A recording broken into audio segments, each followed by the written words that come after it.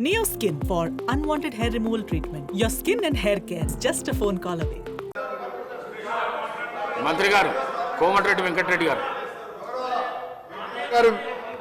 మీ అనుమతితో పర్మిషన్తో సభను ఎప్పుడు కూడా తప్పుతో పట్టించే విధంగా 10 ఏళ్ళు మంత్రిగా పనిచేసిన సీనియర్ శాసనసభ్యులు 24 గంటలు ఇచ్చినామని చెప్పినప్పుడు మధ్యలో మా పిసిసి ప్రెసిడెంట్గా ఉన్నవారు అమెరికాలో ఏదో మాట్లాడితే నేను అప్పుడు ఇమీడియట్గా నెక్స్ట్ డేనే బండ సోమవారం అని భువనగిరి మండలం ఒక సబ్స్టేషన్కి వెళ్ళి లాగ్ బుక్ చెక్ చేయించి 4 నెలలకే లాగ్ బుక్ చెక్ చేయించి ఆపరేటర్తోనే నేను ఇంటర్వ్యూ తీసుకొని ఎన్ని గంటలు వస్తున్నాయంటే 10-11 గంటలు సార్ రికార్డు ఉంది సార్ నేను పంపిస్తాను మీకు మ్యాక్సిమం అంటే 14 గంటలు అందులో 5-6 సార్లు పోతుంది కరెంట్ అని ఐలై అనే ఆపరేటర్ రిటైల్ లైన్మెన్ని మళ్ళీ వీలు పెట్టుకున్నాం గతంలో రిటైల్ లైన్మెన్ అయిన తర్వాత ఐటీఐ చేసిన వాళ్ళని పెట్టేది ఎక్స్పీరియన్స్ లైన్మెన్ ఆయన చెప్పిన రికార్డు పంపిస్తాను ఒకటి ముఖ్యమైనది ఎందుకంటే సబ్జెక్టు కరెక్షన్ ఎందుకంటే వారు మిస్గైడ్ చేస్తుంది తెలంగాణ ప్రజలు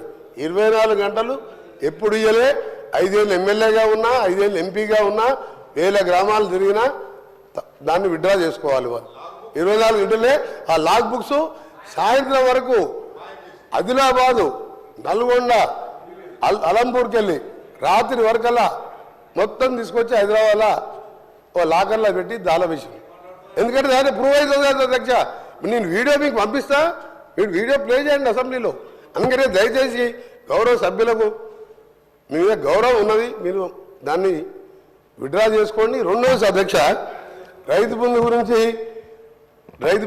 వాళ్ళు మాట్లాడుతున్నారు నేను ఇంతకుముందు ఇంటర్వ్యూ అయ్యాను ఇప్పుడు మిస్గైడ్ చేసింది కాబట్టి నేను తర్వాత మాట్లాడదాం అనుకున్నా రెండో అధ్యక్ష ఎలక్షన్ల ముందు ఓఆర్ఆర్ అమ్మిన రోడ్లతోని వచ్చిన 7,000 కోట్లతోని ఒక ఇన్స్టాల్మెంట్ వేసాం సబ్జెక్టు రైతులకు సంబంధించి వారు మాట్లాడింది రెండవది ఎక్సైజ్ టెండర్స్ ఒక 1 ఇయర్ తర్వాత పెట్టే టెండర్స్ని 2,000 కోట్లు అన్ఎంప్లాయ్మెంట్ యూత్ దగ్గర సార్ వాళ్లకు అన్ఎంప్లాయ్మెంట్కు వేరే దారి లేక 2 లక్షల ఫీజు పెట్టి 2,000 కోట్లు నాన్ రిఫండబుల్ వసూలు చేసారు ఎక్సైజ్ టెండర్లు ఫైనల్ చేసారు ఆ డబ్బులు ఏం చేసినా తెలియదు అదే నేను వాస్తవం చెప్తున్నా రైతుల గురించి మాట్లాడుతున్నా మధ్యలో గౌరవ సభ్యులు నా పేరు కూడా తీసుకున్నాం సార్ ఇంకొకటి సార్ మన గోరంటే వెంకయ్య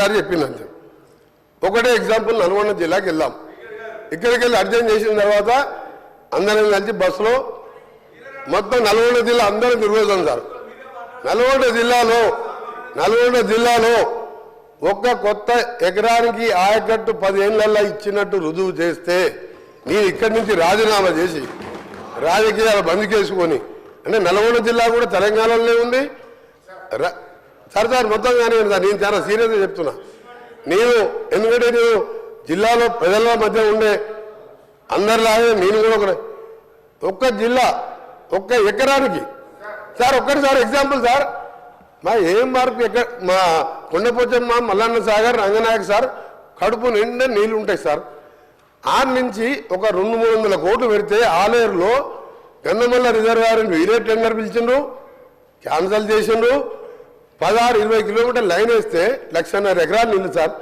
నీళ్లు లేక ఎండిపోతే మా ఐలయ్య గారు నిన్న మొన్న 90 చెరువులు నింపుకున్నాడు బస్వాపూర్ రిజర్వాయర్ సార్ కొండపోచమ్మ కిందకు ఉంటుంది వీళ్ళకి తెలియాలని చెప్తున్నారు గారు ఆఫీసర్లు మిస్గైడ్ చేసిందా వీళ్లకు తప్పుడు ఆ నుంచి సార్ బస్వాపూర్ నుంచి భువనగిరి కాన్ఫరెన్స్లో మేము ఏదైతే సార్ నేను సబ్జెక్ట్ డిబేట్ అయితే నేను ఓన్లీ రైతుల గురించి మాట్లాడుతున్నా వాళ్ళు ఒకప్పుడు తెలంగాణ ఎట్లుందో సార్ మా గౌరవ సభ్యులు కేటీఆర్ గారు ఒకప్పుడు తెలంగాణ ఎప్పుడుంది తెలంగాణ వచ్చినాక ఎట్లుందంటే తెలంగాణ వచ్చినాక మొత్తంగా నష్టపోయింది మొట్టమొదట నల్గొండ జిల్లా సార్ జగన్మోహన్ రెడ్డి గారితో ఒప్పందం పెట్టి నువ్వు పోతిరెడ్డిపాడు తీసుకుపో రాయలసీమ లిఫ్ట్ ఇరిగేషన్ తీసుకుపో అని చెప్తే 2 పంటలకు డ్రై క్రాప్ హాలిడే ఇచ్చిన అధ్యక్ష అది పోయింది మల్లన్న సాగర్ 50 టీఎంసీ ఉండి కిందికి ఇస్తే మా భువనగిరి ఆలేరు చిట్యాల వరకు అలైన్మెంట్ చేసాను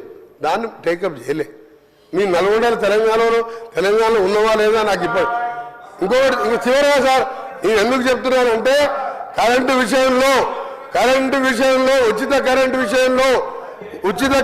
విషయంలో భారతదేశంలో ఆ హక్కు చెప్పే ధైర్యంగా ఆ పెటెంట్ ఎవరిదంటే కాంగ్రెస్ పార్టీ దాన్ని ముమ్మాటిగా చెప్తున్నా అధ్యక్షది. ఆ రోజు రాజశేఖర రెడ్డి గారు ప్రతిపక్ష నాయకునిగా మేనిఫెస్టోలో పెడతామంటే ముందుగా మా నాయకురాలు సోనియా గాంధీ గారు ఒప్పుకోలే, అది ఇంపాసిబుల్, రైతులకు ఇయ్యలేమంటే వారిని రాజశేఖర రెడ్డి గారు ఒప్పించి ఉచిత కరెంట్ అనే దాన్ని ప్రవేశపెట్టి ఆ రోజు 9 గంటలు ఇచ్చిన అధ్యక్ష. అప్పుడు వీరు మాట్లాడతారు అధ్యక్ష, నిన్న హరీష్ రావు గారు కానీ కేటీఆర్ గారు కానీ 50 ఏళ్ళు మీరే పాలించిందని. 50 ఏళ్ళు సమైక్య పాలనలో ఆంధ్రలో ముఖ్యమంత్రి ఉండి పొరపాటున మధ్యలో 2 సార్లు తెలంగాణ ముఖ్యమంత్రి అయితే సంఖ్యాబలంతో వాళ్ళని పదవిని దింపితే మా నిధులు నీళ్లు నియామకాలు లేక అందరం ఆఖరి సొంత పార్టీ మీదనే పోరాటం చేసి తెలంగాణ తెచ్చుకున్నట్టుగా అధ్యక్ష.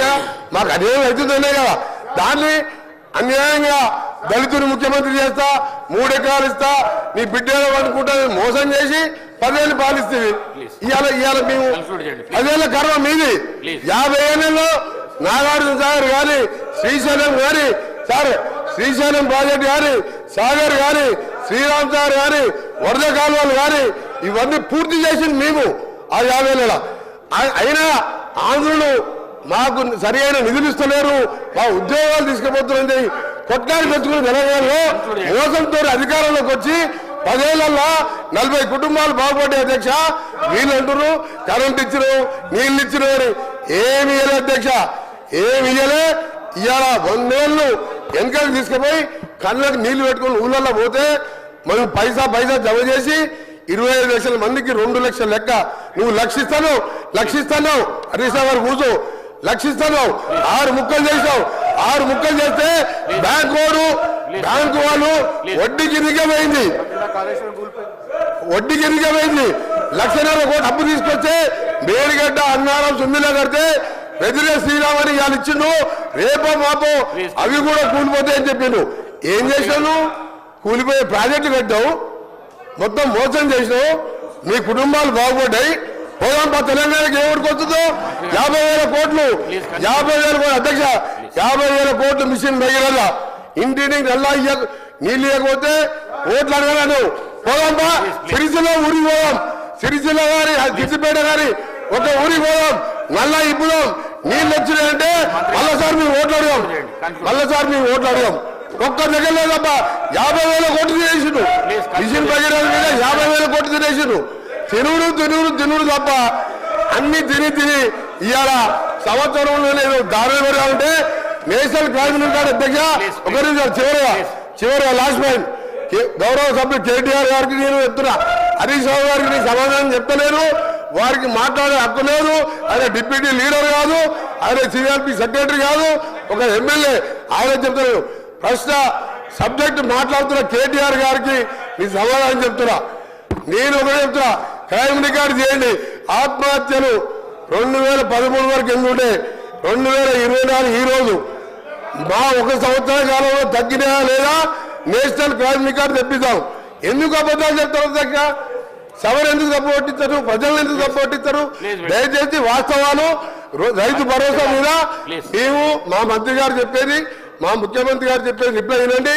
ఆ తర్వాత మీరు షాక్ అయి మీ లీడర్ వస్తలేరు, ఎల్ఓపి గారు వస్తలేరు.